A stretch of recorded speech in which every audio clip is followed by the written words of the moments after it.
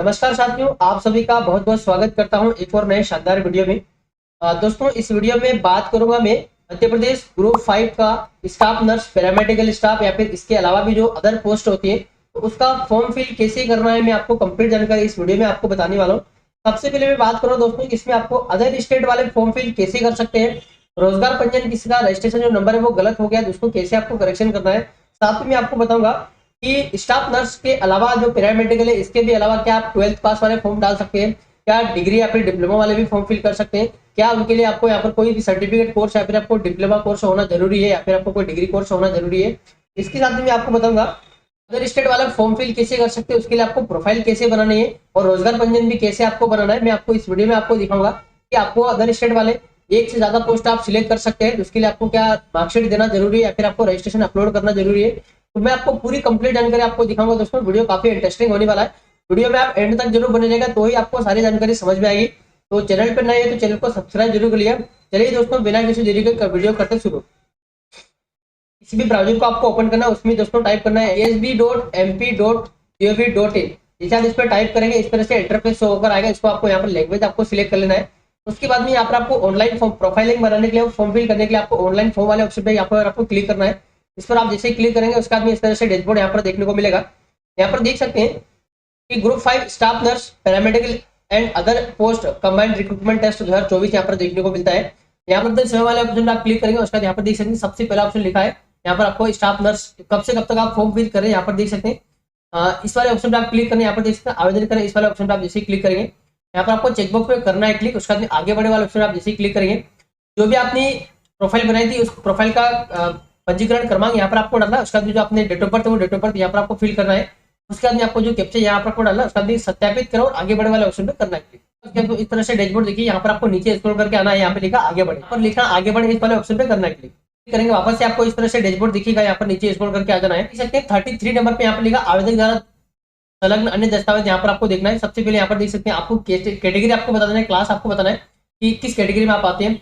भूतपूर्व सैनिक मतलब कि आप पूर्व में कोई सैनिक थे या फिर कोई दिव्यांग आते हैं या फिर आपको बिना वर्ग या फिर आपको संविदा कर्मी, ठीक है। तो संविदा कर्मी है तो ही आपको यहाँ पर सिलेक्ट करना है। अगर आपको बिना वर्ग में आते हैं यहाँ पर आपको बिना वर्ग में कर लेना, ठीक, इसके हिसाब से।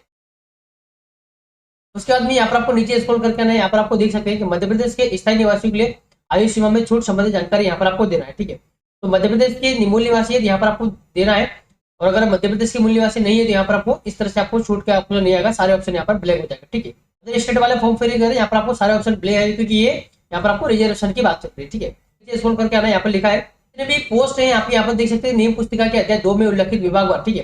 तो यहाँ पर आप देख सकते हैं कि जितनी पोस्ट कम से कम आपके यहाँ पर 21 प्रकार की पोस्ट यहाँ पर दे रखी है, आप देख सकते हैं, ठीक है। 21 प्रकार की पोस्ट यहाँ पर आपको दे रखी है, ठीक है। तो सबसे पहले आपको क्या करना है, आप अपनी क्वालिफिकेशन के हिसाब से आपको पोस्ट सिलेक्ट करनी है। मैं आपको बता दूं यहाँ पर कि आप एक पोस्ट सिलेक्ट करेंगे या फिर आप 2 पोस्ट सिलेक्ट करेंगे तो एक से अधिक पोस्ट आप सिलेक्ट नहीं कर सकते। मैं आपको डाउट क्लियर कर दूं, क्योंकि आप एक से अधिक पोस्ट सिलेक्ट करते हैं तो वहां पर आपको मार्कशीट अपलोड करना होती है, लेकिन आप मार्कशीट अपलोड करते समय वो वहां पर सबमिट होने नहीं देगा, ठीक है। आपको बता दूं कि एक से अधिक पोस्ट आपको सिलेक्ट करते हैं।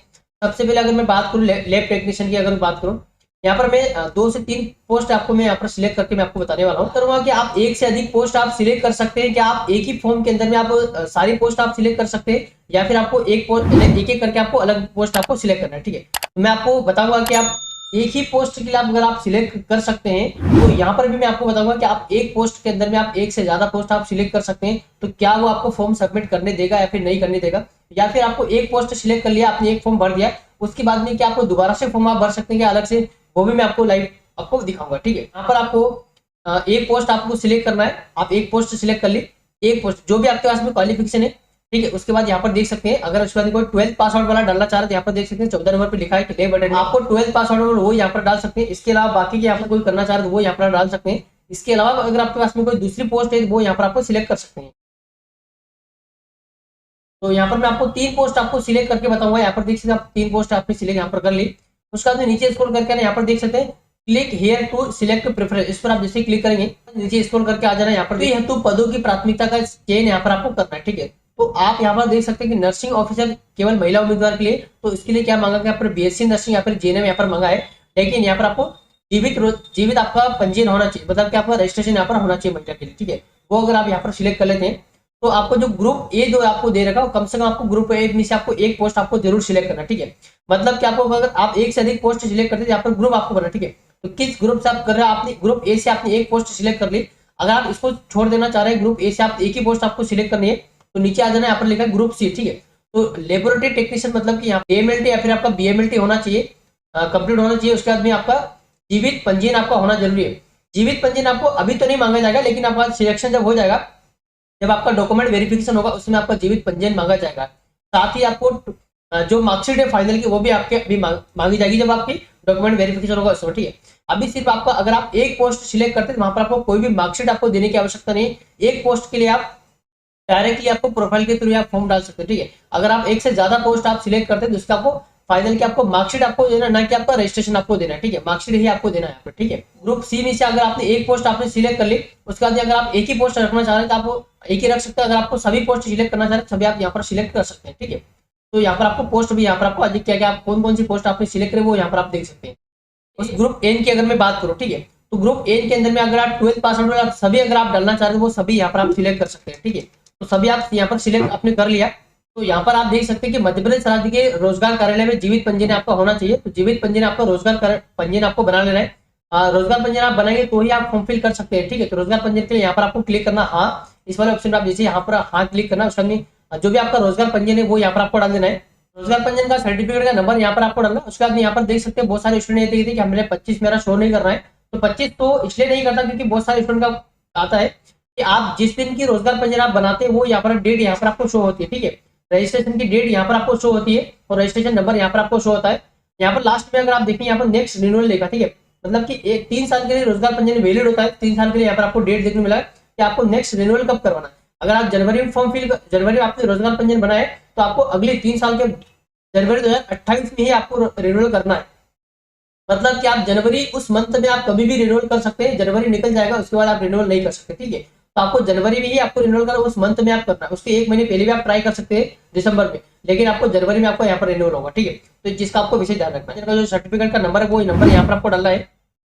उसका आपने कब बनाया था उसका डेट यहाँ पर आपको डालना है। उसका किस जिले से आपने बनाया वो जिला भी यहाँ पर आपको डाल देना है।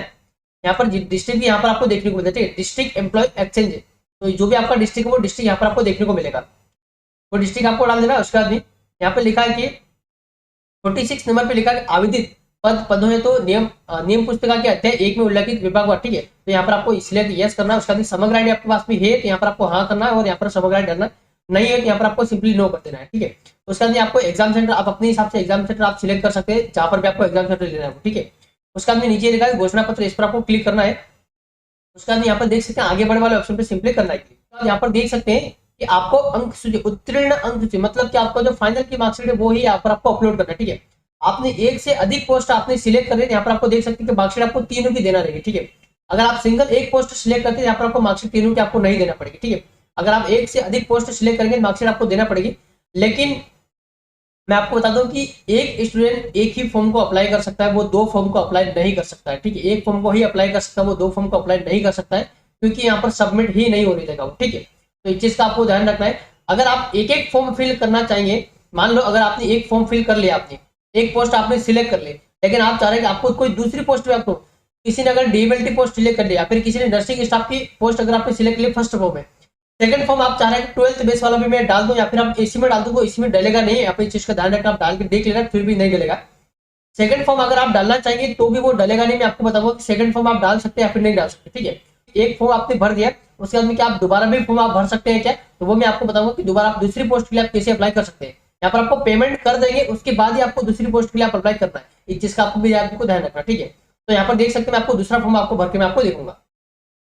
यहाँ पर देख सकते हैं मेरे पास में एक फॉर्म रखा हुआ है, यहाँ पर देख सकते हैं लिखा है भुगतान है, ठीक है। भुगतान है मतलब कि यहाँ पर इसका पेमेंट हो चुका, ठीक है। पेमेंट हो चुका तो ही आप यहाँ पर फॉर्म फिल कर सकते हैं, ठीक है। तो जिसका भी भुगतान हो जाएगा उसके बाद ही वो दूसरी पोस्ट के लिए अप्लाई कर सकता है, ठीक है। तो यहाँ पर मैं आपको दूसरी पोस्ट के लिए अप्लाई करके मैं आपको बताऊंगा।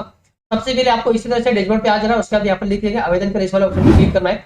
उसके बाद में चेकबुक पे क्लिक करना है। उसके बाद आगे बढ़ने वाले ऑप्शन आप जिसे क्लिक करेंगे, उसके बाद में आपका प्रोफाइल का जो पंजीकरण क्रमांक है वही आपको डालना। उसका जो डेट ऑफ बर्थ वो ये डेट ऑफ बर्थ यहाँ आपको डालना, कैप्चा डाला, उसके सत्यापित कर आगे बढ़े वाले ऑप्शन पे करना है क्लिक किया। उसके बाद आपको नीचे स्क्रॉल करके आ जाना, यहाँ पे लिखा है आगे बढ़े, ठीक है। इस तरह आप जैसे क्लिक करेंगे उसके बाद यहाँ पर देख सकते हैं आपका आवेदन फॉर्म भर चुका है, कृपया आप संशोधन लिंक पर जाकर आवश्यकता अनुसार संशोधन कर सकते हैं। मतलब कि यहाँ पर आपको एक से अधिक पोस्ट आप सिलेक्ट नहीं कर सकते, इस चीज का आपको ध्यान रखना है। यहाँ पर देख सकते हैं कि आपका आवेदन फॉर्म भर चुका है, कृपया आप संशोधन लिंक पर जाकर आप फॉर्म की करेक्शन कर सकते हैं।